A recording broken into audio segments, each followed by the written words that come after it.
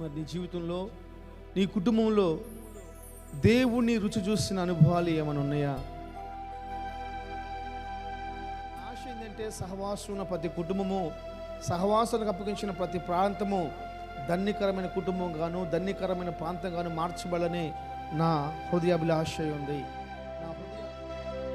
ఆ వాక్యములో ఉన్న శక్తిని అనుభవించిన తర్వాత, రుచి చూచిన తర్వాత ఏమైపోతున్నారంట?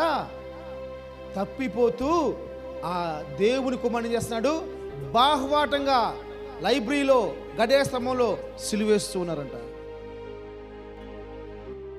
ఇంక వేరేది ఎందుకు టేస్ట్ అనిపిస్తుంది? ఒక వ్యక్తి బాప్తిసం పొందుకున్నాక, ఒక వ్యక్తి బైబిల్ తీసుకున్నాక యేసు ప్రభు తప్ప వేరే రుచి ఎందుకు రుచిగా ఉంటుంది?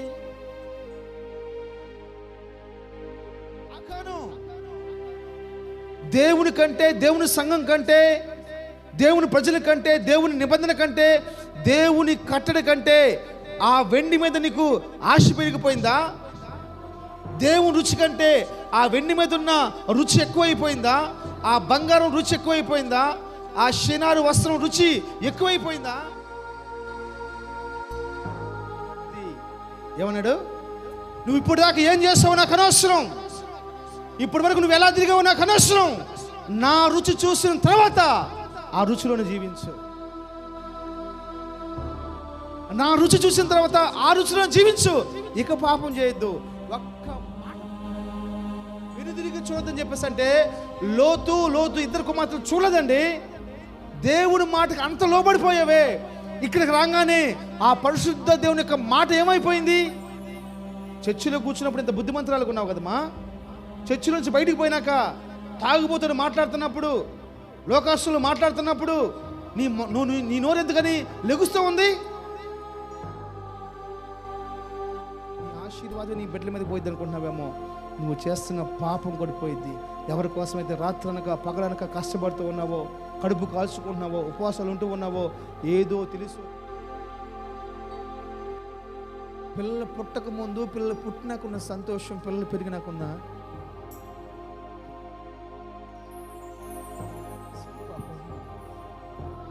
అన్ని పుణ్యులు ఎద్దులు కూతుళ్ళు కుమార్తెలు ఏం చేసినమ్మా? తన కలిగిన సమస్తాన్ని రాళ్లకుతో కొంచెం సంపాదించిన అవసరం వచ్చి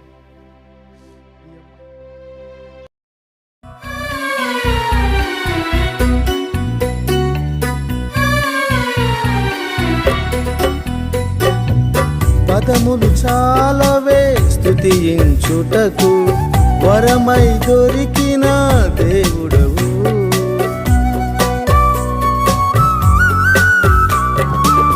పదములు చాలవే స్తుతించుటకు, వరమై దొరికిన దేవుడవు. ఇలాంటి దేవుడు ఎవరున్నారు?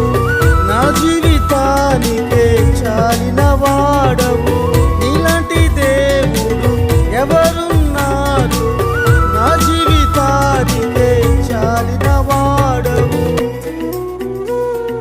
నిన్నే ఆరాధింతును, అన్నీ నీవే నా యేసయ్యా. నిన్నే ఆరాధింతును, అన్నీ నీవే నా యేసయ్యా.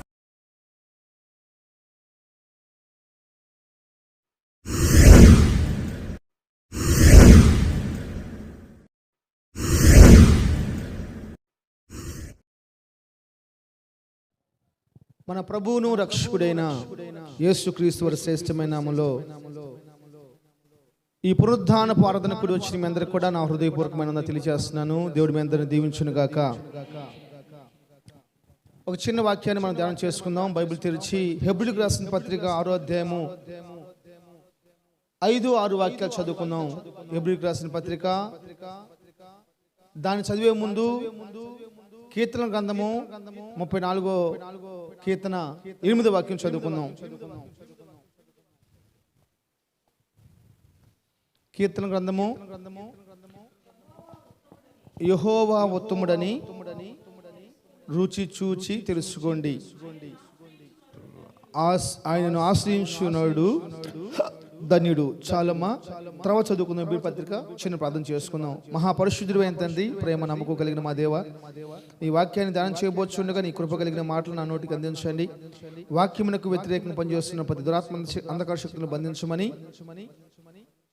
వినగలిగిన చెవులను అర్థం చేస్తున్న మనసును ప్రతి ఒక్కరు దయచేసి మా మధ్యలో మీరు సంచరిస్తూ ఉండగా మీ ఆత్మకార్యాలు చూసే మనోనేత్రములు మమ్మల్ని వెలిగించమని యేసు నామములో ప్రార్థన చేస్తున్నాను తండ్రి. ఆమేన్. హల్లెలూయా. బైబిల్లో ప్రతి మాట చాలా అమూల్యమైంది, చాలా ప్రాముఖ్యమైంది. అయితే నాకు ఇష్టమైన మాట, నాకు ఇష్టమైన వచనం ఈ 34వ కీర్తన 8వ వాక్యం. ఎందుకంటే యెహోవాని రుచి చూసి తెలుసుకునే నరులు ధన్యకరమైన జీవితం చేస్తారంట. దేవుని బిడ్డలారా, ఈ యొక్క పునరుద్ధానపు ఆరాధనలో నేను చెప్పే మాట ఏంటంటే, మనము ఏవేవో రుచి చూస్తూ ఉన్నాం, కానీ దేవుణ్ణి మనం రుచి చూడలేకపోతూ ఉన్నాం. భూలోకంలో ఉన్న ప్రతి దాన్ని కూడా మనం రుచిస్తూ ఉన్నాం, భూలోకంలో ప్రతి దాన్ని కూడా మనం రుచి చూస్తూ ఉన్నాం, కానీ దేవుణ్ణి రుచి చూడగలిగితే ఆ వ్యక్తి జీవితము ధన్యకరంగా మార్చబడుతుందని బైబిల్ చెబుతూ ఉంది. స్తోత్రం.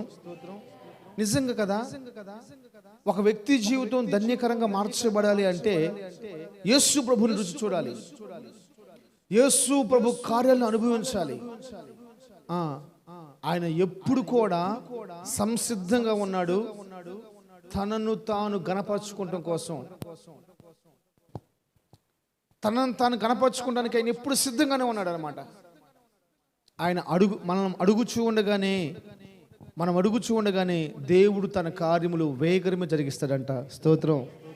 హల్లెలూయా. మరి నీ జీవితంలో, నీ కుటుంబంలో దేవుణ్ణి రుచి చూసిన అనుభవాలు ఏమైనా ఉన్నాయా? ఒకవేళ దేవుని రుచి చూసిన తర్వాత ఆ రుచి ఇష్టం లేక ఎన్నుదిరిగిపోయిన మరి సందర్భాలు ఏమైనా కనబడుతున్నాయా? ఒకవేళ ఎన్నుదిరిగిపోయిన సందర్భాలు కనుక ఉంటే, ఆ రుచి మించిన రుచి ఏదైనా నీకు కనపడితే, ఈరోజు ఆ అన్ని విషయాల్లోంచి విడిపించబడి, ప్రత్యేకించబడి, ప్రాముఖ్యమైన వ్యక్తులుగా మార్చబడి యేసు ప్రభువు యొక్క రుచిలోనే జీవిస్తూ శాశ్వత కాలము ధన్యకరమైన జీవితం చేయడానికి ప్రభు సహాయం చేయనుగాక.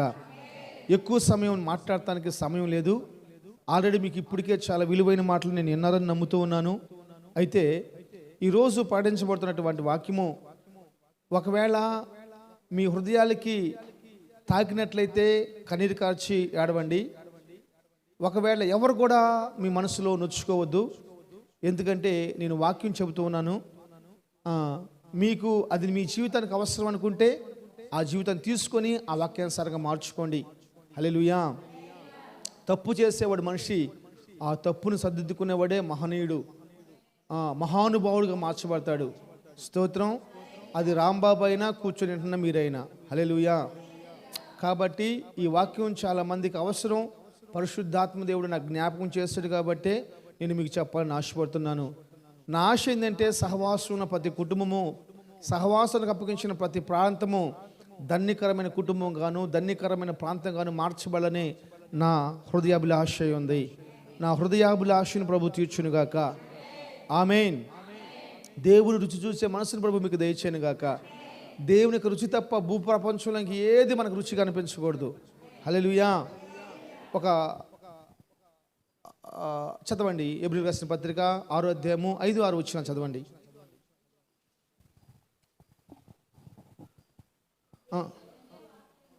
దేవుని యొక్క దివ్య వాక్యమును రాబోవు యుగ సంబంధమైన శక్తుల ప్రభావమును అనుభవించిన తర్వాత తప్పిపోయిన వారు తమ విషయములో దేవుని కుమారుని మరలా సిలువ వేయుచు బాహ్వాటముగా ఆయనని అవమానపరుచుతున్నారు. ఈరోజు సంఘానికి కావాల్సిన సంగతులు ఏంటంటే, దేవుణ్ణి ఒకసారి రుచి చూచిన తర్వాత, దేవునిలో ఒకసారి వెలిగించబడిన తర్వాత దేవుని రుచి చూచిన తర్వాత అంట ఆ రుచి వాళ్ళకి రుచిగా తెలియట్లేదంట. పెద్దోళ్ళు ఒక మాట చెప్తూ ఉంటారు. ఏమని చెప్తారంటే, తినంగా అంట చెప్పాలి, గారెలు నేను చాలాసార్లు గారెలు తింటున్నాను కానీ నాకెందుకు మరి చేతి అనిపించట్లా, నాకు భయం అవుతుంది, అరగదేమో భయం అవుతుంది, కానీ గారెలు ఎక్కువ తింటే అరగదు, గుర్తుపెట్టుకోండి. కానీ తినంగా చేతి అనిపిస్తే నాటుకోడి చిక్కురుని పెట్టి ఒక 100 గారెలు పెట్టి చూద్దాం ఎట్లా ఉంటుందో. వ్యవహారం చూసుకో, 3 పూటలు అవజైపోతే అప్పుడు అడుగు. ఇప్పుడు భక్తి ఏమైపోయిందంటే, రోజులు జరుగుతుండగా, వారాలు జరుగుతుండగా, నెలలు జరుగుతుండగా, సంవత్సరాలు జరుగుతుండగా ఏమైపోతుందంటే ఆ రుచి తగ్గిపోతుందంట. బైబిల్ చెప్పిద్ది, జుంటే తేనె ధరల కంటే మధురమైంది దేవుని వాక్యము, దేవుని సన్నిధి, దేవుని అభిషేకము, దేవుని ఆశీర్వాదం. స్తోత్రం. నేనంటాను, యేసు ప్రభు సన్నిధి రుచి తగ్గుతూ ఉంది. యేసు ప్రభు యొక్క ఆత్మ విషయమై రుచి తగ్గుతుంది, కానీ దేవుని కార్యాలు కోరుకునే విషయంలో మాత్రం ఎందుకు రుచి తగ్గట్లేదు? దేవుని రుచి ఎక్స్పైర్ లేనిది, అది ఎక్స్పైర్ డేట్ లేదు దేవుని రుచికి. దేవుని రుచిని నువ్వెంతగా ఆస్వాదించగలిగితే, నువ్వెంతగా దాన్ని పొందుకోగలిగితే అంత ఆయన సమృద్ధిగా ఇస్తాడో. యాకోబు రాస్తూ అంటాడు, ధారాళంగా ఆయన అనుగ్రహిస్తాడని మాట్లాడతాడు. ధారాళంగా ఇస్తాడంట ఆయన ఆత్మను, ఆయన జ్ఞానాన్ని, ఆయన అభిషేకాన్ని. దేవుణ్ణి ఆ పరలోకం యొక్క శక్తిని, ఆ వాక్యములున్న శక్తిని అనుభవించిన తర్వాత, రుచి చూచిన తర్వాత ఏమైపోతున్నాడంట? తప్పిపోతూ ఆ దేవుని కుమారుని చేస్తున్నాడు, బాహ్వాటంగా లైబ్రరీలో గడియ స్తంభంలో సిలువేస్తూ ఉన్నారంట. నీ జీవితంలో దేవుని ఎంతవరకు రుచి ఉంచావు? ఈరోజు రుచి, రేపుడికేంటి? అసలు నాలుగు రుచి లేకపోతే అసలు మామూలుగా ఉంటుందండి. ఆదివారం వస్తే కొంతమందికి సారాయ సుక్క కావాలి, మటన్ ముక్క కావాలి, ఏది లేకపోయినా దిగదు మళ్ళీ. స్తోత్రం. అదేంది అర్థం కావట్లా. సారాయ సుక్క, మాంసం ముక్క లేకపోతే ఇంట్లో గొడవలే. ఇంకా రుచి అంట, మరి మాంసం ముక్కే కావాలి. స్తోత్రం. ఎన్ని బాధలు వచ్చినా కానీ పొద్దున్న నేను మార్కెట్కి వెళ్తున్నాను. మార్కెట్కి వెళ్తుంటే ఒకసారి ఉంచొని చూడాలనిపించింది అక్కడ నాకు. అంతే, పందులను కోసారు, గాడిదలను కోసారు, దున్నలను కోసారు, మేకలను కోసారు, కోళ్ళను కోసారు, బాతులను కోసారు. ఒక్క మనిషిని తప్ప చేపలను కూడా కోసారండి. పీతలను కూడా కోసారు. మా ఇంత చేపలు కూడా వదిలిపెట్టలేదు. మా ఏమంటారు వాటిని, చేతి పక్కలు కూడా వదిలిపెట్టలేదు అబ్బాయి. ఎందుకంటే ఒకళ్ళకి ఏంటి అయ్యి చేతి పక్కలు రుచి కావాలి, ఒకరికేమో పంది మాంసం రుచి కావాలి, ఒకరికేమో గాడిద మాంసం రుచి కావాలి, ఒకరికేమో దున్న మాంసం రుచి కావాలి, ఒకరికేమో ఏట మాంసం రుచి కావాలి, ఒకరికేమో బాయిలర్ కోడి మాంసం రుచి కావాలి, ఒకరికేమో నాటుకోడి మాంసం రుచి కావాలి, ఒకరికేమో చెప్పాలి చేపల రుచి కావాలి, ఒకరికేమో పీతల రుచి కావాలి, చివరికి తాబేలు రుచి కూడా కావాలంటమ్మా. ఈరోజు నేను మార్కెట్కి వెళ్తుంటే ఎన్ని ఈరోజు క్రైస్తవులు కూడా అనేకమైన రుచులు కావాల్సి వస్తున్నాయి. అనేకమైన రుచులు కావాల్సి వస్తున్నాయి. దేవుని బిడ్డలు జ్ఞాపం చేసుకోవాలి. ఈరోజు దేవుని సేవ నేను చెప్తున్నాను, యేసయ్య నువ్వు రుచి చూసావా? ఆ రుచి యొక్క విలువ దినదినము పెరగాలి. కానీ ఒక పిల్లోడు పెరుగుతున్నట్లు, ఒక చెట్టు భూమిలో ఒక విత్తనం నాటితే భూమి యొక్క గొప్పతనం మీద తెలుసా? నువ్వు నీళ్లు పోసినా పోయిపోయినా దేవుడు ప్రకృతిలో ఇచ్చినటువంటి గాలిని, ఎండని, మంచుని, భూమిలో ఉన్న తేమని ఆస్వాదించుకొని ఆ మొక్క పెరుగుతూ వస్తూ ఉంటుంది. అయితే ఒక భూమి ఒక మొక్కని ఘనంగా పెంచగలిగితే, యేసు క్రీస్తు యొక్క ప్రభు యొక్క రుచి చూసిన తర్వాత ఆ రుచిని ఎందుకు పెంచుకోలేకపోతున్నావు? ఎందుకయ్యా నాకు యేసు ప్రభు రుచి చూడాలంటే బైబిల్ చెప్పే విషయం తెలుసా? చెప్పాలి, ఒక వ్యక్తి జీవితం ధన్యకరంగా మార్చబడిద్దంట. యేసు ప్రభు రుచి చూస్తే ఆ వ్యక్తి జీవితం ఎలా మార్చబడింది? ధన్యకరంగా మార్చబడిపోయిందంట. నేను ఆ కారు కొన్నప్పుడు నాకు చాలా అందరూ అన్నారు, ఒక వాక్యం రాసుకోమని చెప్పి అన్నారు. రకరకాల వాక్యం చెప్పారు. కానీ నా కారు వెనక మాలిన ఒక మాట రాసుకున్నాను. తెలుసా? యెహోవా ఉత్తముడని నేను రుచి చూచి తెలుసుకున్నాను. Praise the lord. తెలుగులో రాస్తే బాగుండదని ఇంగ్లీష్లో రాసి పెట్టాను, అందరు తెలుసుకుంటారని. మనం డైరీలు పంచాం గత సంవత్సరాలు, దానిలో కూడా ఆ మాట ఉంటుంది. నేను డైరీలు జనవరి 1 క్రిస్మస్ అదే జనవరి 1 న్యూ ఇయర్కి కొన్ని డైరీలు మనం ప్రింట్ చేయించేసేసి మన కన్స్ట్రక్షన్ పేరేసేసి పనిచేసాం, మన కంపెనీ పేరేసి. దానిలో నేను ప్రింట్ వేయించింది మా వాక్యం తెలుసా, 34:8 వచ్చిన ఉంటే చూడండి. డైరీలు ఎవరికైనా ఉన్నాయా? లేదా తర్వాత చూడండి, 34:8 ఉంటుంది. అంత నువ్వు యేసు ప్రభుని ఎంతగా ప్రేమిస్తే అంత బాగుంటుంది. మళ్ళీ ఒకసారి చదువు, ఒకసారి 6:5-6 వచ్చిన చదవండి. హెబ్రీయులకు రాసిన పత్రిక ఏ వాక్యం అమ్మది? దేవుని దివ్య వాక్యమును రాబోవు యుగ సంబంధమైన శక్తుల ఎప్పుడంట నాకు చూడండి ఒక నిమిషం. రాబోవు యుగ సంబంధమైన శక్తుల ప్రభావం ఇప్పుడు అనిపించేస్తాడంట. దేవుడు రుచి చూసిన వాడు రాబోవు యుగ సంబంధమైన శక్తుల ప్రభావాన్ని ముందుగానే అనిపించేస్తాడంట భూలోకంలో. అందుకనే పరలోకములో భూలోకంలో ఉన్న కొన్ని సంతోషాలు పరలోకంలో అనిపిస్తాము, పరలోకంలో ఉన్న సంతోషాన్ని భూలోకంలో అనిపించేవాడే ఆరాధికుడు. ఆమె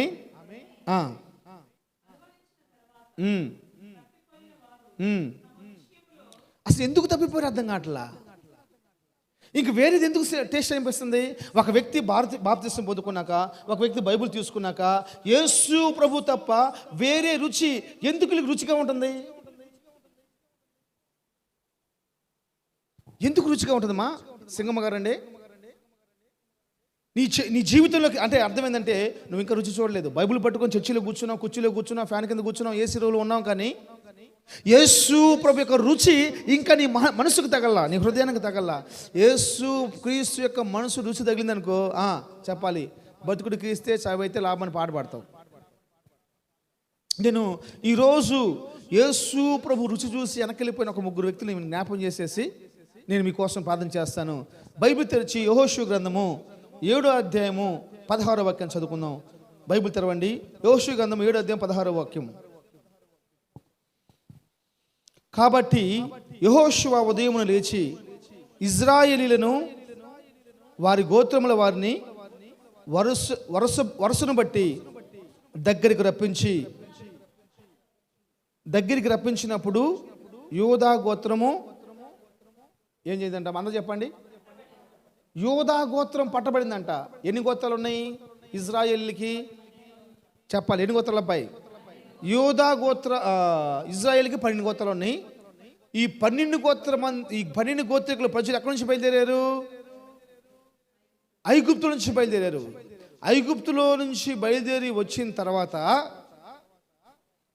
ఈ 12 గోత్రాల మంది ప్రజలు ఆల్మోస్ట్ 40 లక్షల మంది అయ్యారు. ఎంతమంది అయ్యారు?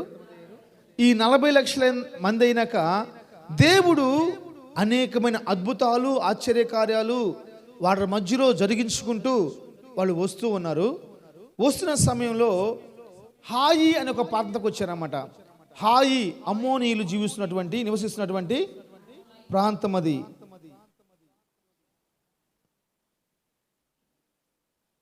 అమోరీలేనా?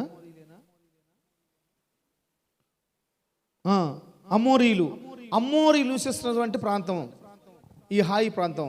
ఈ హాయి ప్రాంతం ఎంత పెద్దదో చదవండి ఒకసారి. 3వ వచనం.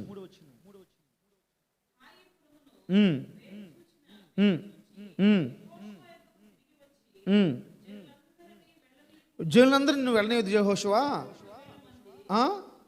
2 లేదా 3,000 మంది పోతే చాలు హాయి పట్టణం పట్టుకోవచ్చని చెప్పేసి అని హాయి పట్టణాన్ని వేగు చూసిన వాళ్ళు చెప్పారు. నాకెళ్ళి తలెత్తి నాకెళ్ళి జాగ్రత్తగా నండి.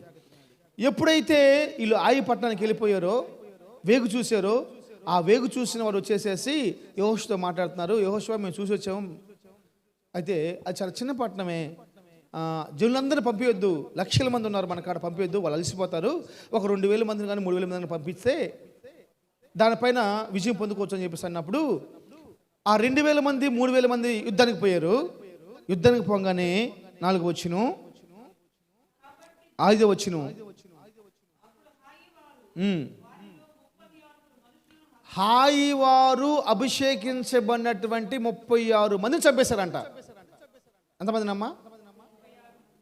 ఈ 36 మంది చనిపోవడం గల కారణం ఏంటిది? ఏ గోత్రం? యూదా గోత్రం. ఈ యూదా గోత్రంలో పర్సన్ ఎవరు? ఆకాను. చెప్పండి. ఆకాను చేసిన తప్పు ఏంటంటే యెరికో ప్రాంతాన్ని పట్టుకున్నప్పుడు శపించబడింది తీసుకోవద్దని దేవుడు ఒక కట్టడి పెట్టాడు, ఒక నిబంధన పెట్టాడు. ఆ నిబంధనని మీరిపోయి ఆకాను దానిలో ఉన్నటువంటి కొంత సొమ్మును తీసుకొని తన గుడారం మధ్యలో దాచిపెట్టుకున్నాడంట. దాన్ని బట్టి జగతినాలి, దాన్ని బట్టి 36 మంది చచ్చిపోయారంటమ్మా. ఈ మధ్యాహ్న కాల సమయంలో నేను చెప్పే మాట ఏంటంటే ఆకాను దేవుని కంటే, దేవుని సంఘం కంటే, దేవుని ప్రజల కంటే, దేవుని నిబంధన కంటే, దేవుని కట్టడి కంటే ఆ వెండి మీద నీకు ఆశ పెరిగిపోయిందా? దేవుని రుచి కంటే ఆ వెండి మీద ఉన్న రుచి ఎక్కువైపోయిందా? ఆ బంగారం రుచి ఎక్కువైపోయిందా? ఆ షినారు వస్త్రం రుచి ఎక్కువైపోయిందా? ఒకవేళ దాన్ని సంపాదించుకొని ఆకాను ఏమీ సుఖపడ్డాడండి. దాన్ని సంపాదించుకున్నాడు కదా, ఏం సుఖపడ్డాడు? జాగ్రత్తగా నాలి. దేవుని రుచిని మించింది భూలోకంలో మరొకటి లేదు. యేసు ప్రభు మాట నీకు రుచిగా మార్చబడిపోవాలి. యేసు ప్రభుతో నువ్వు చేసిన నిబంధన నీకు రుచిగా మార్చబడిపోవాలి. హల్లెలూయా. ఒకవేళ అది నీకు రుచించలేదనుకో, నువ్వు చేసేది ప్రతి ఒక్కరు కూడా అది పాపంగా మార్చబడిపోయింది, అది శాపంగా మార్చబడిపోయింది. హల్లెలూయా. చదవండి 10వ వచనం.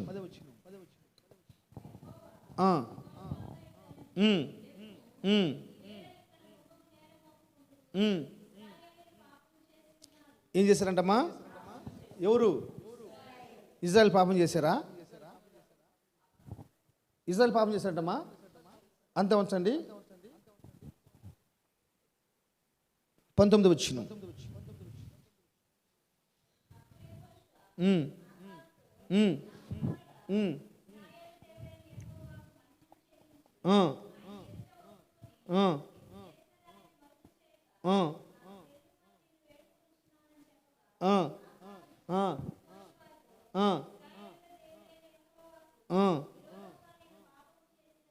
ఇప్పుడు ఎవరు పాపం చేశారు? ఆకాను పాపం చేశారు, ఇజ్రాయెల్ పాపం చేశారు. నిజం చెప్పండి. మరి ఇందాకెందుకు మరి ఇజ్రాయెల్ అని చెప్పారు? మీరు చదివారు అమ్మా. 11వ వచనం.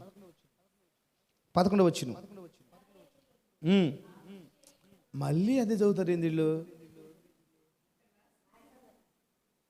ఇప్పుడు నాకు అర్థం కావాల్సిన విషయం ఏంటంటే, ఇజ్రాయేలు పాపం చేశారా, ఆకాను పాపం చేశాడా?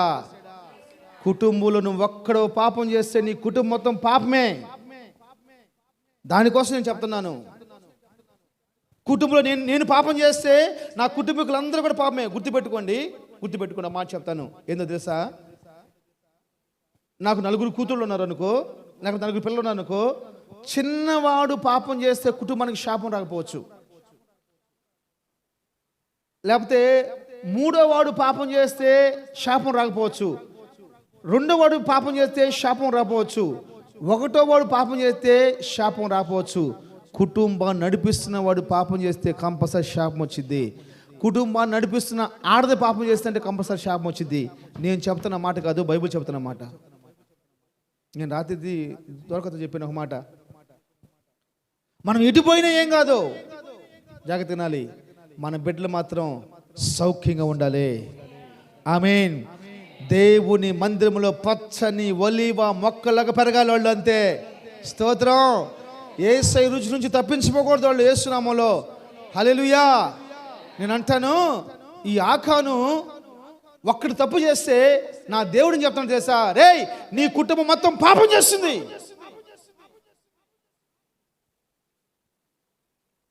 నీ కుటుంబం మొత్తం పాపం చేస్తుంది.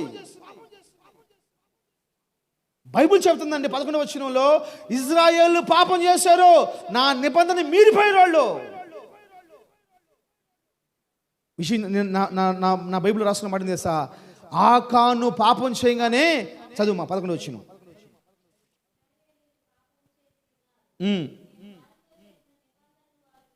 మీరున్నారు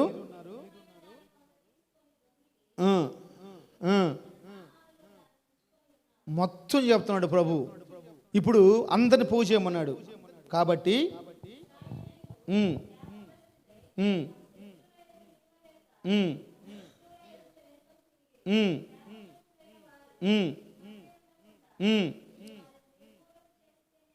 నేను మీకు ఎప్పుడు యేసు ప్రభు రుచి చూసి ఆ రుచి చూసిన ఆ వ్యక్తి మళ్ళీ వెనకబడిపోతే వాడు నిర్మూలమైతే తప్ప దేవుడు తోడుగా ఉండంట. నేను అంటాను, ఇప్పుడు దేవుడు ఏం చెప్పాడంటే ఆ 12 గోత్రాల ప్రజలు మొత్తం తీసుకురామంట ముందుకి. అందరూ తీసుకురాగానే మీరు ఆలోచించండి, వణిగిపోతున్నారు. ఒక్కొక్క గోత్రికులు భయం వచ్చేస్తుంది. అమ్మో నా గోత్రం వచ్చిద్దేమో వచ్చిందని చెప్పేసి అని. తీరా ఏ గోత్రం వచ్చిందంట? ఏ గోత్రం వచ్చిందమ్మా? యూదా గోత్రం. యూదా గోత్రం అంటే ఏంటి? యూదా అంటే స్తుతించుట. దేవుని స్తుతించవలసిన వారు ఏం చేస్తున్నారు? నిబంధన మీరుతున్నారు. యేసు ప్రభు కట్టలని యూదా వారుమా. యూదా గోత్రం మనం పాడుకుంటాం. యూదా గోత్రం సింహం అంటే యేసు ప్రభు. ఆ గోత్రాన్ని ప్రభు కోరుకోపోతున్నాడు. అందుకే అందరూ తప్పు చేస్తే ఒక లెక్క, యూదా వాళ్ళు తప్పు చేస్తే ఇంకొక లెక్క అంట. అందుకే ప్రభు అంటున్నాడు, వాడిని ఏం చేయాలి? రాళ్ళతో చదువు.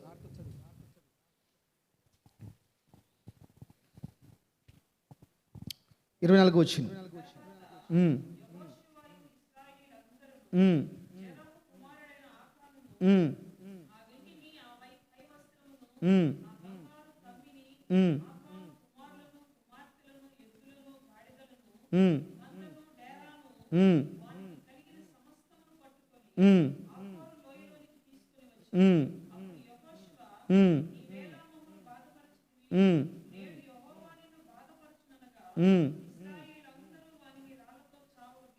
అమ్మా ఒక్క చిన్న రాయి తగిలితే, నిన్న పని చేస్తున్నాం పైన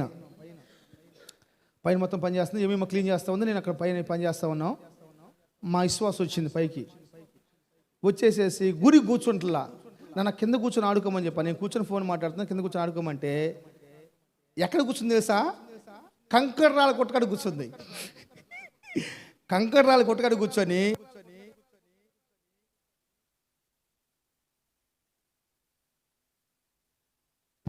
ఎక్కడ ఆడుకుంటావంటే బయటేసి ఆడుకూడదంట.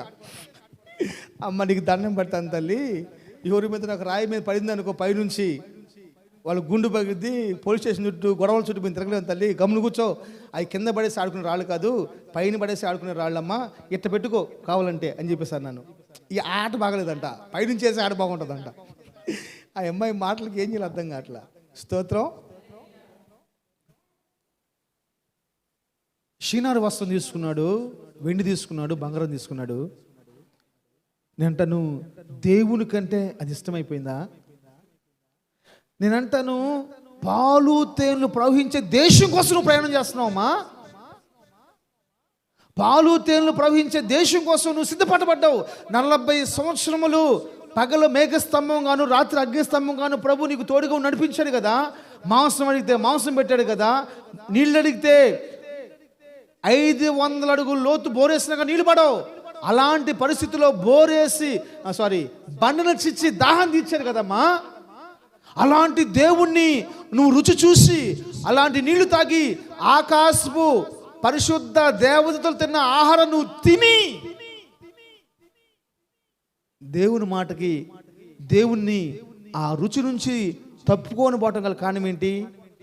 నీకెందుకని ఆ బంగారం రుచి అనిపించింది? నేను అంటాను, ఏదో సొంత ఇల్లుందనుకో వేరే విషయం, ఇంకా ఎప్పుడు పోయి చేరుతారో తెలియదు. కానాను ప్రదేశానికి, వాగ్దాన దేశానికి ఎప్పుడు పోతా తెలియదు. ఇంకా ఈ లోపు నువ్వు బంగారం ముక్క తీసుకొని, ఈ లోపు వెండి ముక్క తీసుకొని, ఈ లోపు షీనారు వస్త్రం తీసుకొని ఎందుకు నువ్వు చెప్పాలి అంటే, సాతానుగాడు మన కుటుంబాల్లో ఎవరో ఒకళ్ళని ప్రేరేపించి కుటుంబం మొత్తం పాపానికి లోనయ్యేలాగా చేస్తూ ఉంటాడు.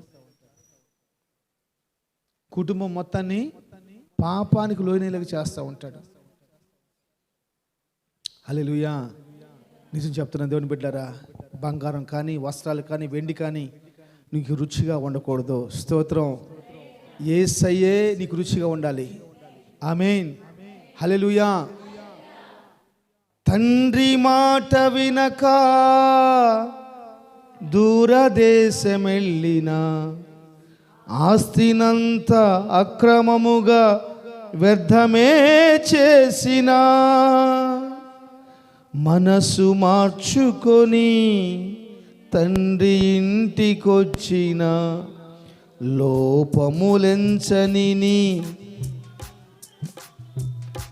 నేను వర్ణించలేనో వివరించలేనో, నీ ప్రేమను నే కొలువలేనో.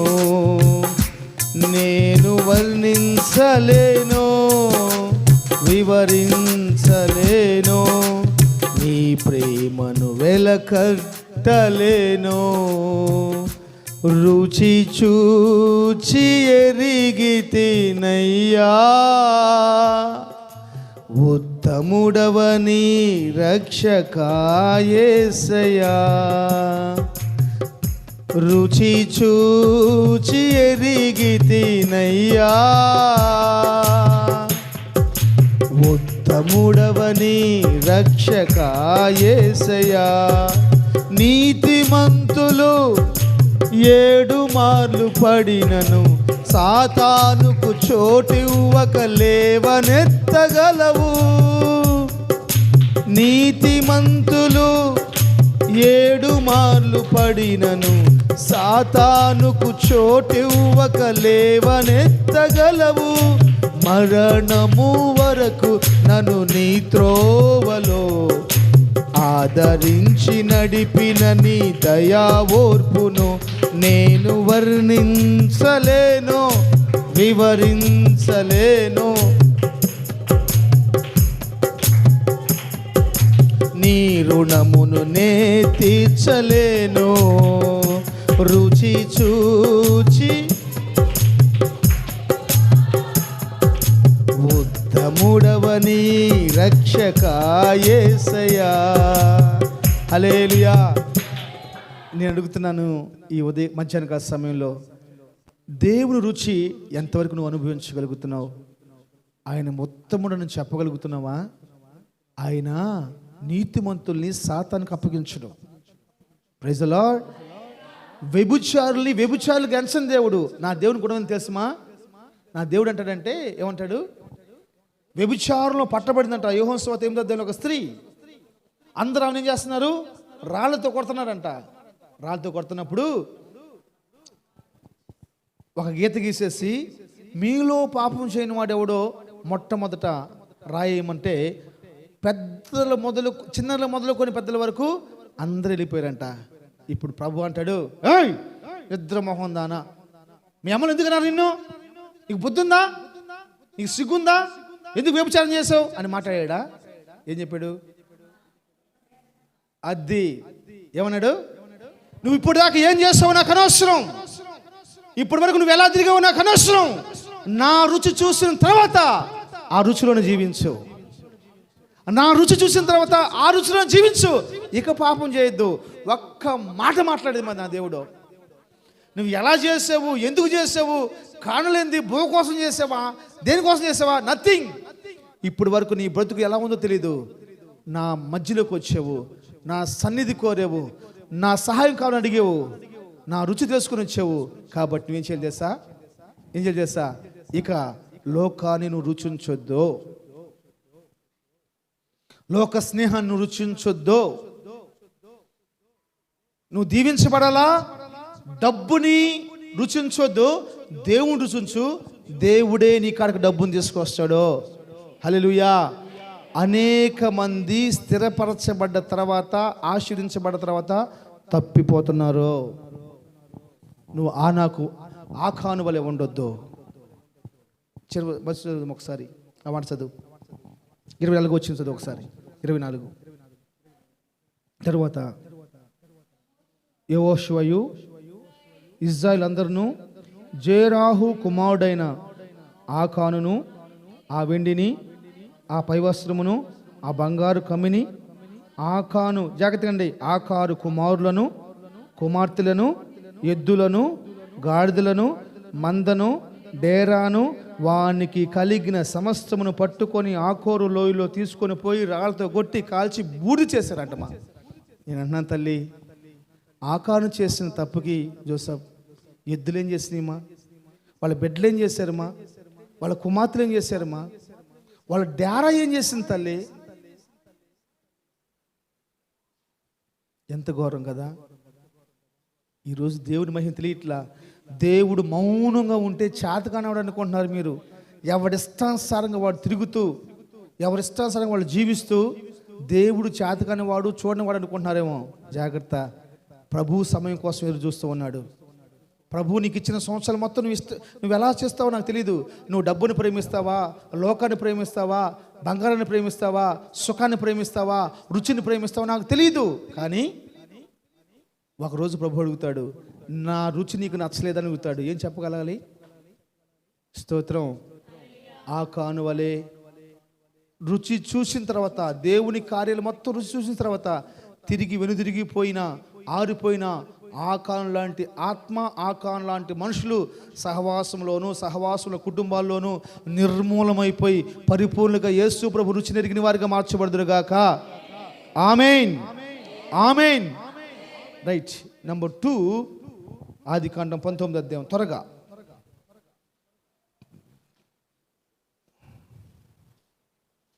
ఆదికాండం 19వ అధ్యాయము 31 వచ్చిన 32 వచ్చిన చదవండి త్వరగా. అట్లుండగా అక్కద తన చెల్లెలతో, మన తండ్రి ముసలివాడు, సర్వలోక మర్యాద చొప్పున మనతో పోవుటకు లోకములో ఏ పురుషుడు లేడు. మన తండ్రికి ద్రాక్షారసం తాగించి అతనితో శయనించి మన తండ్రి వలన సంతానము కలుగు చేసుకుందాము రమ్మని చెప్పి. చాలుమా, నేను చదవనప్పుడు మరి చదవండి. ఒక్క 5 నిమిషాలు అందరు నా వైపు చూస్తూ శ్రద్ధగా మాట్లాడండి. నెంబర్ 1, ఎవరిని ధ్యానం చేసాము? ఆకాను అంటే అర్థం ఏంటంటే బాధ కలిగించేవాడు, లేకపోతే తప్పిపోయినవాడు అని అర్థం. నెంబర్ 1 ఎవరిని ధ్యానం చేసాము? ఆకాను చేసిన దేవుని రుచి తప్పి లోక రుచి చూసినందువల్ల డేరాలు, ఎద్దులు, కుమారులు, కుమార్తెలు అందరూ కూడా ఏమైపోయారంట? రాళ్లతో కొట్టబడి చంపేయబడి. ఫుల్ పవర్ ఎవరైనా కొట్టేసుకోవచ్చు. ఒక్క చిన్న రాయి తగిలితే అల్లాడిపోతామే. ఎంతమంది లక్షల మంది రాళ్ళు తీసుకొని కొట్టారమ్మా. కంపల్సరీ కొట్టాలి. నువ్వు కొట్టలే జాలి చూపించేవానికి ఏమైంది తెలుసా? దేవుడు నిన్ను కూడా దోషించుతాడు. ఇజ్రాయెల్లో ప్రతి ఒక్కరు రాయి తీసుకుని వేయాలి. సమాధి కాడికి పోయేవనుకో ఏం చేయాలి? అందరం మట్టి వేయాలి. జాగ్రత్తగా రండి. 2 నేను తీసుకున్న పర్సన్ ఎవరంటే లోతు కుమార్తెలు. చెప్పండి. వాళ్ళ పేర్లు ఏందని నువ్వు అడగద్దు, నాకు తెలియదు. నీకు దగ్గర చెప్పు, నేను రాసుకుంటాను. ఈ 2 పర్సన్ ఎవరంటే లోతు కుమార్తెలు. ఈ లోతు కుమార్తెలు వాళ్ళ తండ్రి లోతు భార్య, వారిద్దరు కుమార్తెలు అబ్రహాం గారిని విడిచిపెట్టేసేసి వేరైపోయి సొదొమ గొమొర్రా ప్రాంతాల్లో నివసిస్తూ ఉన్నారు. ఆ సొదొమ గొమొర్రాల పాపం బహు ఘోరమైపోయిందంట. ఘోరమైపోగానే దేవుడు దిగొచ్చాడు. దాని పాపం పరిపూర్ణమైందో లేదో చూసి దాన్ని పాడు చేయాలని. 18వ అధ్యాయము 20వ వచనం. మరియు యెహోవా సొదొమ గొమొర్రాలను గూర్చిన మొర గొప్పది కనుక, బహుభారమైంది కనుక నేను దిగిపోయి నా యొద్దకు వచ్చిన ఆ మొర చొప్పుననే వారు సంపూర్ణంగా చేస్తూ లేరో చూసేదను. చాలుమా, థ్యాంక్ యూ, చక్కగా చదివావు. నాకే చూడండి, ఇప్పుడు ఒక మాట చెప్తాను. అట్ట పెట్టండి, ఆ లోతు కుమార్తెలు అట్ట పెట్టండి, వాళ్ళిద్దరిని అట్ట పెట్టండి. నాకే చూడండి, ఇది ఎంత దుర్మార్గుడు. ఆయన ఇంత బాగున్నాడు ఏంద్రా? ఇంత దుర్మార్గుడు, ఇంత నీచుడు, ఇంత బాగున్నాడు ఏంటంటే, నువ్వు చేసిన పాపాల చిట్ట సంపూర్తి వరకు దేవుడు నేను చేయలేడు. ప్రతి వ్యక్తికి ఇక్కడ నుంచి ఇక్కడ వరకు పాపాల చిట్ట అంత ఒకటి ఉంటుంది. ఆ పాపాలు సంపూర్తిగా అయితేనే కుక్క సాగు చేస్తాడు వాడంతే. అప్పుడు తెలిసిద్ది అనమాట. అప్పుడు అరే ఈడ ఎంత అన్యాయస్తుడా, ఇన్ని వడ్డీలు తీసుకున్నాడు రా, ఎంత కన్నీరు కనిపించాడు రా, తెలియదు. సొదొమ గొమొర్రాల యొక్క పాపము సంపూర్తి అయిందో లేదో జాగ్రత్తగా నాలి. దేవుడే దిగొచ్చాడంట. మా పాపిష్టి ప్రాంతం కదా సొదొమ గొమొర్రా పట్టణము. ఆ పాపిష్టి ప్రాంతం పాపం పరిపూర్ణం అయిందో లేదో చూడటం కోసం దేవుడే దిగొచ్చాడంటమ్మా. ఎంత గొప్ప దేవుడుమా. దేవుడు తొందరపడి చేయడు. జాషువా నిద్రబాబకన్నా నాకు చూడు, తొందరగా చేయడు. లేకపోతే ఎప్పుడు మనం మట్టిలో కలిసిపోవాలమ్మా. నేను చేసిన పనులకి నువ్వు చేసిన పనులకి ఇటు ప్రార్థన అటు ఆర్ధన, ఇటు స్తోత్రం అటు ఆత్రం. కుటుంబ ప్రార్థనకి వెళ్తే మసాలా వాసన వస్తే చాలు, ప్రార్థన ఏం చేస్తారా? యేసు రక్తం ఏం చేయం. మొత్తం మీద సమాధానం, మంచి భోజనం పెట్టావు తల్లి, నీకు వందనాలు. బాగుంది. హల్లెలూయా. జాగ్రత్తగా దేవుని బిడ్డారా, ఈ సొదొమ గొమొర్రా పట్టణంలో లోతు కుటుంబం నివసిస్తూ ఉంది. అబ్రహాంతో దేవుడు చెప్పాడు, నేను దాన్ని పాడు చేయబోతున్నాను, దాని పాపం సంపూర్తి అయిపోయింది అనగానే, ఎందుకు ప్రభా ఎట్లా పాడు చేస్తావు? దానిలో 50 మంది ఉంటే, 40 మంది ఉంటే, 30 మంది ఉంటే, చివరికి 10 మంది ఉంటే అని చెప్పేసి అని గోసాడాడు. ఉంటే చంపనన్నాడు. పోయి చూస్తే ఎవరు లేరు. దానిలో ఇంతగా గోసాడు కాబట్టి నలుగురున్న ఆ నలుగురిని తప్పిద్దామని చెప్పేసి అని లోతు భార్యని, లోతు కుమారుల్ని, లోతుతో ఒక మాట అంటాడు దేవుడు, నీ వారు ఇంకా ఎవరైనా ఇక్కడ ఉన్నారా? నీ వారు ఇంకా ఎవరైనా ఉన్నారా? ఉన్నారయ్యా. ఎవరు? జోసపు. కానీ నా ఫోన్ తీయడయ్యా ఇప్పుడు. నీ వారు ఇంకా ఎవరైనా ఉన్నారా? ఎవరు? శుద్ధగట్టు సుమంత్ బాబు గారండి. అయినా ఫోన్ తీయడయ్యా. ఏం చేయలేము. ఫోన్ తీసేవా సొదొమ గొమొర్రా పట్టణం ఆడబడతావో. ఫోన్ తీయలేదా ఏమైపోతావు?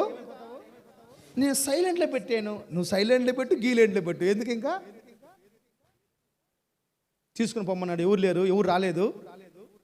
నలుగురు వచ్చేసారు. నలుగురు వచ్చినాక జాగ్రత్త అన్నమా. నలుగురు వచ్చారు.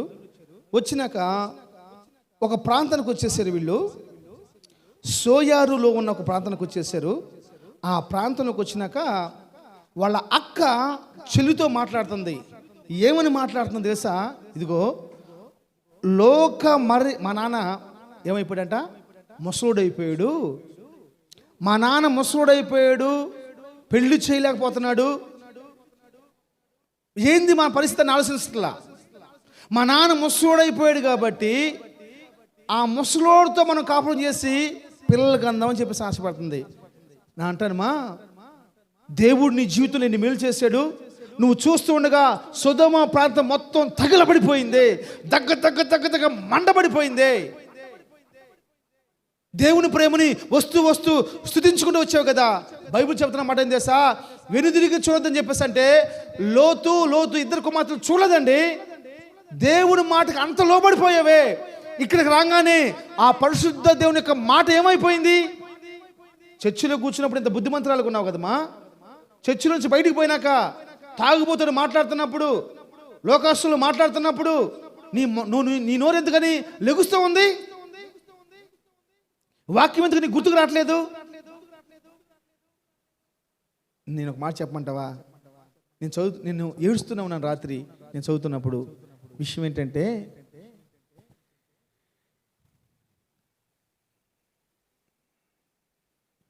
ఇరవై 26 వచ్చిన, అయితే లోతు భార్య అతని వెనుక నుండి తిరిగి చూసి, ఇప్పుడు నాకు చూడండి, లోతు భార్య అంటే లోతు కూతురు యొక్క తల్లి ఏమైపోయింది? ఉప్పు స్తంభం అయిపోయింది. అది ఎక్కడ జరిగింది? 26 వచనం జరిగింది. 27, 28, 29, 30, 31 5 వచనాలు జరిగేలేకే వీళ్ళు వెళ్ళిపోయి లోయలోకి వెళ్ళిపోయారు. ఆ పర్వతం కాడికి వెళ్ళిపోయారు. సోయరు ప్రాంతం కాడికి వెళ్ళిపోయారు. ఇప్పుడు ఏం చేయాలమ్మా? యథార్థంగా మీరు చెప్పండి. అయ్యో నా తల్లి లేదే, నా తల్లి నన్ను ఎంత బాగా పెంచింది, తల్లి కోసం కన్నీరు కాచాల్సిన కుమార్తెలు, తల్లి ఉప్పు స్తంభంగా మార్చబడిపోతే తల్లి నిమిత్తమై అంగలార్చవలసిన కుమార్తెలు, తండ్రిని ఓదార్చి, డాడీ నువ్వు బాధపడదు డాడీ, మేమున్నాం డాడీ నీకు. తండ్రి ముసలోడైపోయాడు, ఏం చేయాలి అర్థం కావట్లేదు, నీకు నేను తోడుగా ఉన్నాను డాడీ అనాల్సిన ఈ కూతుళ్ళు పిల్లల కంటం కోసం ఎందుకు వచ్చిందమ్మా? ఎందుకుమా అంత కామ కోద మతమత్సరపు ఆలోచనలు ఎలా వచ్చినాయిమా? తల్లి కోసం ఆలోచించవలసిన కుమార్తెలు తల్లి కోసం ఆలోచించట్లేదు. పాపం మీద రుచి అంత మరిగిపోయారు వాళ్ళు. జాగ్రత్తగా నాలి. సొదొమ గొమొరలో వాళ్ళు ఏది చూస్తూ ఉన్నారో చూసి చూసి చూసి చివరికి తండ్రితోనే పాపం జరిగిన ఆశ వాళ్ళు పెరిగిపోయిందమ్మా. ఆ రుచి నేను చాలా ఏడ్చేసాను. ఈరోజు స్తోత్ర పదలో కూడా నేను వేదన నాకు. ఎలా తల్లి చనిపోయి అక్కడ ఉంటే ఉప్పుస్తంభం కనపడతా ఉంది, ఉప్పుస్తంభం అయిపోయింది. ఆ పక్క సొదొమ గొమొర బూడిదైపోయింది. ఏ మనుషులు లేరు, కాలిపోయి అల్లాడిపోతూ ఉన్నారు. మేము బతికేమే. మా నాన్న ముసలోడికి ఆరోగ్యం ఏంటి, వణిపట్టే వాళ్ళు ఎవరైనా ఆలోచించకుండా తండ్రితో పాపం చేసి బిడ్డలు కానీ ఆలోచిస్తున్నావే. పాపం అంటే నీకు అంత రుచి అయిపోయిందా? కామం నెత్తి మీదకి వస్తేనంట, కళ్ళలోకి వస్తేనంట ఎవరితోనైనా పాపం చేస్తారంట. అంత కామం ఎందుకు మా మీకు అసలు ఆ బాధ? అబ్రహాం గారు పెరిగారు కదా మీరు, అబ్రహాం గారు పెరిగారు, మా పిలువబడ్డ సేవకుడితో పెరిగారు కదమ్మా. బాగా కనపడుతున్న వాళ్ళే భయంకరమైన పాపాల్లో పడిపోతున్నారు, భయంకరమైన శాపాల్లో పడిపోతున్నారు. పాపం ఎప్పుడు నువ్వు పాపం చేస్తున్నావు అని చెప్పదు. పాపం చేసి అయిపోయినాక మనం పాపం చేస్తున్నాం అని తెలిసింది. పాపం ఎప్పుడు సమాధానకరంగా ఉన్నట్టు కనపడుతుంది, నిమ్మలంగా ఉన్నట్టు కనపడుతుంది. ఒక్కసారి ముంచేసింది అది. మిక్సీ చాలా ప్రశాంతంగా ఉంటుంది.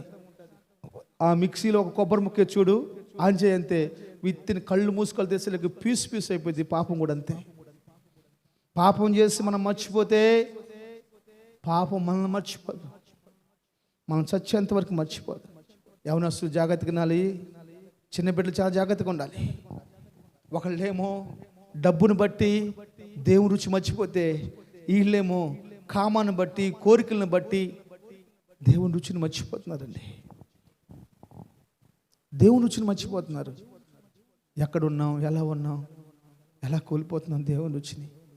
తల్లిదండ్రుల కంటే పాపం ఎక్కువైపోయిందమ్మా ఈరోజు. వాళ్ళ ఆలోచన ఏంటంటే, మా అమ్మ మా నాన్నలో మాకు నచ్చిన పిల్లల్ని పెళ్లి చేయలేరని బాధ వాళ్ళకి. నువ్వు ఎవరు కనమన్నారు పిల్లలమ్మా? పిల్లలని కానీ ఏం ముద్రించా? 10 తరాల పాటు యెహోవా సమాజంలో చేర్చబడకూడదు. దేవుడు ఆజ్ఞ, 10 తరాల పాటు మోయాబీలు కానీ అమ్మోనీలు కానీ కనపడ్డారా వాళ్ళతో తాగకూడదు. అలాంటి బతికి ఎందుకమ్మా? తర్వాత ప్రభు కృప చూపించాడు, రూతుని ఎన్నుకున్నాడు. రూతు ద్వారా యేసుక్రీస్తు ప్రభు ఈ లోకానికి వచ్చాడు. ఆ తర్వాత సంగతి, ఆ 10 తరాలు శాపం నువ్వెందుకు తెచ్చుకోవాలి? నువ్వు చేస్తున్న ప్రతి నీ ఆశీర్వాదం నీ బిడ్డల మీద పోయిద్ది అనుకుంటున్నావేమో. నువ్వు చేస్తున్న పాపం కూడా పోయిద్ది. ఎవరి కోసమైతే రాత్రనక పగలనక కష్టపడుతూ ఉన్నావో, కడుపు కాల్చుకుంటున్నావో, ఉపవాసాలు ఉంటూ ఉన్నావో, ఏదో తెలుసో తెలియక చేసిన ఒక చిన్న మిస్టేక్. నాకు చాలా ఇష్టం లోతు భార్య. ఎందుకు తెలుసా? ఆ పాప ప్రాంతంలో ఉన్న, ఆ పాప ప్రాంతాన్ని చూస్తూ ఉన్నటువంటి ఆ బిడ్డల జీవితాల్లో కూడా పరిశుద్ధంగా తండ్రి అంటాడు, పురుషులను కూడా 2 కుమార్తెలు నాకున్నారని చెప్పేసి సాక్ష్యం ఇస్తాడు. ఎలా పెంచింది మా తల్లి? అలాంటి మంచి తల్లి ఈరోజు తల్లిదండ్రులు తెలియట్లేదు. సుగిత్తో నిద్రలేగనన్నా తల్లిదండ్రులు తెలియట్లేదు. తల్లిదండ్రులు ప్రేమించే వాళ్ళు లేరు, తల్లిదండ్రులు గౌరవించలేరు. తల్లిదండ్రులు మాట్లాడి చెప్పండి, ఇంటికితో సమానం అయిపోయింది. ఎవరు గౌరవిస్తున్నారు? మా చిన్న వయసులో చిన్న బాధ వస్తే ఎంత అల్లాడిపోతున్నారు తల్లిదండ్రులు.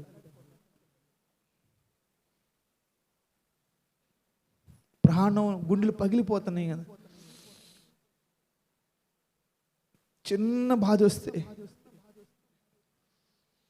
వాళ్ళు పెద్ద అయినాక ఎంత అవమానం. ఎంతమంది తల్లిదండ్రులు ప్రాణం కంటే ప్రాణంగా ప్రేమించి గుండెల్ని ముక్కలు చేస్తున్నారు తల్లిదండ్రులు.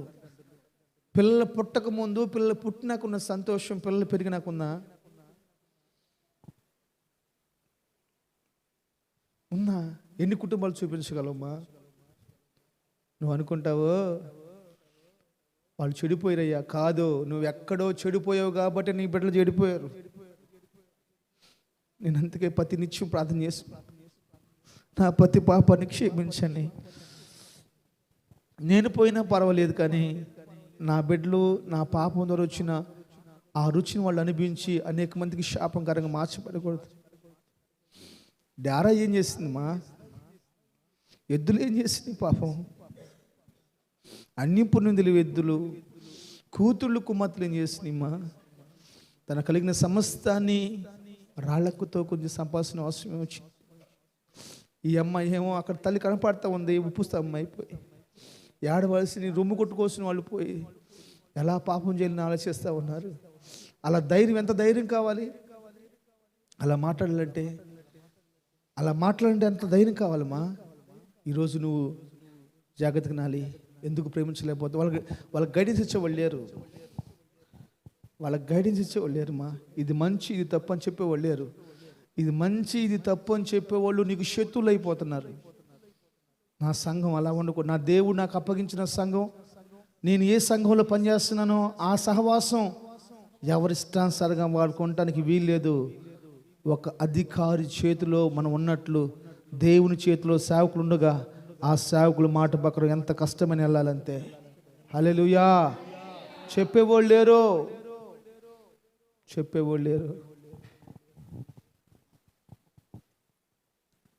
ఇంకా నేను ముగ్గురిని చెప్తానని చెప్పేస్తాను, నా సమయం లేదు. దేవుని చిత్తం నేను తర్వాత చెప్తాను. లేసులు పడిన ప్రార్థన చేసుకుందాం. ఒక చిన్న ప్రార్థన చేసుకోండి. ఒక భారంతో నింపడండి. నిన్ను బట్టి ఏవి శపించబడుతున్నవి, నిన్ను బట్టి ఏది శపించకరంగా మార్చబడిపోయింది.